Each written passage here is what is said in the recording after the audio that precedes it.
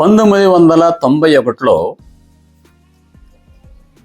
Ukraine Russia నుండి విడిపోయి స్వతంత్ర దేశముగా ఏర్పడిన తర్వాత 2012లో వ్లాదిమిర్ పుతిన్ రష్యా దేశానికి అధ్యక్షుడయ్యాడు.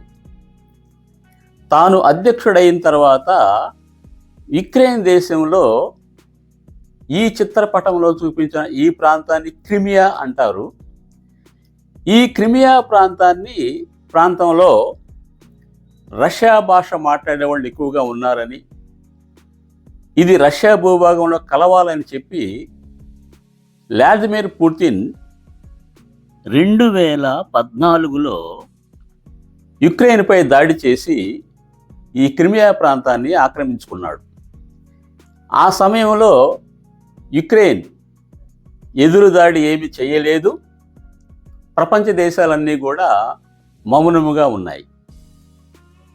ఆ తర్వాత కొంతకాలానికి వ్లాదిమిర్ పుతిన్ ఈ చిత్రంలో చూపించిన యుక్రెయిన్ దేశంలోని డాంటెట్స్క్, లుహాన్స్క్ అనే ఈ ప్రాంతం డోన్బాస్ అని పిలువబడుతుంది.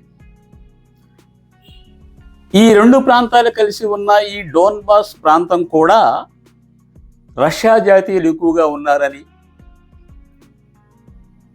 వారిని యుక్రెయిన్ దేశం హింసిస్తుందని, యుక్రెయిన్ దేశం నుండి వారికి ఎటువంటి ఆదరణ లేదని ఆరోపించడం మొదలుపెట్టాడు. అదే సమయంలో ఈ డాన్బాస్ ప్రాంతంలో ఈ డాన్బాస్ని యుక్రెయిన్ దేశం నుంచి విడగొట్టాలని ఒక మిలిటెంట్ గ్రూపు తయారైంది, అంటే తిరుగుబాటుదారుల గ్రూప్ తయారైంది. వారికి పుతిన్ తన మద్దతు తెలియజేశాడు. అప్పుడు యుక్రెయిన్ దేశం యొక్క అధ్యక్షుడు జెలెన్స్కీ ఈ విధంగా వ్లాదిమిర్ పుతిన్ 2014లో క్రిమియాను ఆక్రమించాడు, ఇప్పుడు డాన్బాస్ను కూడా ఆక్రమించడానికి ప్రయత్నాలు మొదలుపెట్టాడు. ఈ విధంగా ఒక్కొక్క ప్రాంతాన్ని ఆక్రమించి యుక్రెయిన్ మొత్తాన్ని కూడా ఆక్రమిస్తాడని తాను తలచి దీని నుంచి రక్షణ పొందాలంటే తాను నాటో సమైక్యలో చేరితే రక్షణ పొందొచ్చు అని చెప్పి భావించాడు. నాటో సమైక్య అంటే నార్త్ అట్లాంటిక్ ట్రీటీ ఆర్గనైజేషన్. ఈ సంస్థలో 30 దేశాలు ఉంటాయి. ఈ సంస్థ యొక్క ముఖ్య లక్ష్యం ఏమిటంటే, ఈ సంస్థలో ఉన్న 30 దేశాల్లో ఏ దేశం పైనైనా సరే వేరే దేశం దాడి చేస్తే ఈ 30 దేశాలు కలిసి ఒక్కసారిగా ఆ దేశంపై దాడి చేసి ఆ దేశాన్ని ఓడించాలి అనేది ఈ నాటోలో సమైక్యలో ఉన్న ముఖ్య అంశం.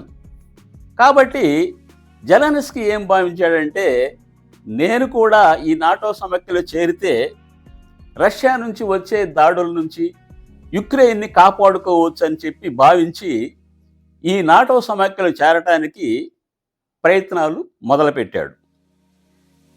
అప్పుడు వ్లాదిమిర్ పుతిన్ ఏం చేశాడంటే,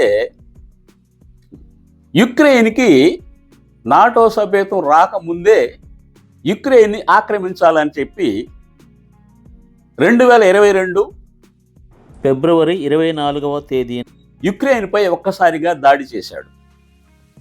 వ్లాదిమిర్ పుతిన్ ఆ సమయంలో భావించింది ఏమిటంటే, క్రిమియాని ఆక్రమించినప్పుడు ఎవరు ఏమి మాట్లాడలేదు కాబట్టి ఇప్పుడు యుక్రెయిన్ని 24 గంటల్లో ఆక్రమించుకోవచ్చు అని చెప్పి భావించాడు.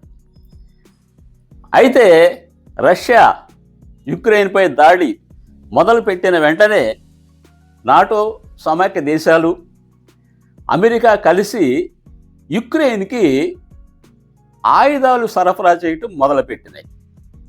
వారు సరఫరా చేస్తున్న ఆయుధాలతోటి జెలెన్స్కీ యుక్రెయిన్ అధ్యక్షుడు ఈ రోజుకి కూడా, అంటే 3.5 సంవత్సరం పాటు రష్యాతో యుద్ధం చేస్తూనే ఉన్నాడు. శాంతి ప్రయత్నాలు జరుగుతున్నాయి, కానీ రష్యా అధ్యక్షుడు దానికి అంగీకరించట్లేదు. యుద్ధం మాత్రం కొనసాగుతూనే ఉంది. ఈ యుద్ధం మొదలవటానికి డాన్బాస్ అనే ప్రాంతాన్ని పుతిన్ ఆక్రమించాలని ప్రయత్నం చేయటమే దీనికి కారణం.